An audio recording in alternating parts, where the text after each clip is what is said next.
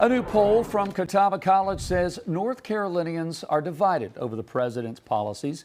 1,000 residents were asked about their confidence in President Trump in his decision-making on 17 different policies. At least 45% said that they were confident when it comes to immigration and executive orders, as well as deportations and DEI. But more than half said that they were not confident in the president's ability to bring the nation together. I want to bring in political science professor at Davidson College, Dr. Susan Roberts, joining us this morning. Dr. Roberts, thank you for taking the time. You're welcome. Thanks. I want to start here. Something that Senator Tillis said about bringing the nation together and people speaking their minds. He said it's becoming increasingly obvious that leaders who are willing to embrace bipartisanship, compromise, and demonstrate independent thinking are quickly becoming an endangered species. So his thoughts on legislators and the president pushing the nation apart. Is it just where we are now, where two sides are stuck in their ways and we're moving further apart instead of coming together towards bipartisanship and compromise? Sure. I think that I would look back on that particular issue and say Kamala Harris's her theme in her campaign about, let's be kinder and gentler, so to speak, just didn't get any traction. And that's the same sort of mentality that people would like to think would win votes. But I think that this move against parties and frustration with institutions and a number of issues are more telling of what's going to happen short term rather than long term. And I think short term, there is a lot of frustration. And I think people are the polls are starting to show that Trump is, in a tenuous place, no. And in flux, yes. This may soon pass. Dr. Roberts, we know North Carolina, a fairly purple state that is yet to be seen in the next couple of years if it goes more blue or more red. But when it comes to the president, especially this current president, is unity the top of the agenda? I mean, it sounds very utopian that we would all, be able to hold hands and sing Kumbaya. But isn't policy, don't you think policy is more important than unity? Can you have both?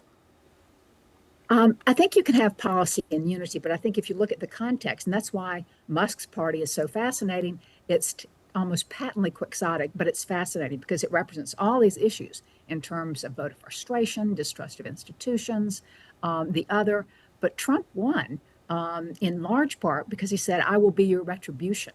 And so that doesn't seem to me the kind of theme that party unity would really be the guiding point for either winning elections. This is only 2025, and there's a lot of things that can happen, but I think the frustration is real. But I think sometimes people are looking at different issues, and what issues ask them about the budget, the deficit, the DOGE cuts, the culture issues. I think bipartisanship really is overstated a little bit in terms of what kind of action people want. We, the American people, think short term rather than long term. And short term are issues on the agenda and not really long term bipartisanship. And Dr. Roberts, so this poll looking at a fairly small amount of people, 1,000, a lot of the numbers within the margin of error here, and it's still, 7 months into this administration, but the largest fall off was with unaffiliated voters. So what kind of signal do you think this sends to both parties and maybe even, Elon's third party that he's kind of throwing out there about what we need to focus on in the next couple of years ahead? Well, I think that from Catawba, Professor from Catawba, Michael Bitzer, and a group of us looked at any kind of traction that the No Labels Party was going to have in North Carolina, and that was minimal to non-existent. And I think that this poll does reflect, and the numbers are good, and I think the sample is very valid. I think they represent the fact that North Carolina, while being in flux, will remain, up until the end. Unaffiliated voters are going to increase in numbers. I don't know that they're going to turn out to vote. And it's much easier for someone to say, I'm an independent, than I'm a Democrat or Republican, because you don't have to defend yourself if you're a Republican or if you're an independent. While you do if you say you're a Republican or Democrat. You've got an agenda to defend and candidates to defend. So it's not altogether unusual to see unaffiliated voters creep up in any state. Dr. Roberts, when we look at the numbers, sure, we have numbers from independents, and Democrats are going to feel the way they do about President Trump. But among Republicans, the president very popular in terms of his policies, the way he's taken action. Doesn't quite matter when we look at things like the big, beautiful bill. Those things won't really impact people until 2-3 years down the road. Right now, as far as the policy decisions, is he doing a good enough job among Republicans where they're saying, okay, we love everything you're doing and we can keep that momentum heading into the midterms? Well, I think that the Republicans are continuing, and the elected Republicans are continuing to back Trump. And I think that it's just things are moving so fast that voters don't know where to really hang their hat. What do I look at now? Do I look at the reduction in FEMA right now? How long will that issue last? Is that going to convert into people saying, yeah, these cuts are too deep, they're too random? I think it's really too early to tell, but I think that there is dissatisfaction.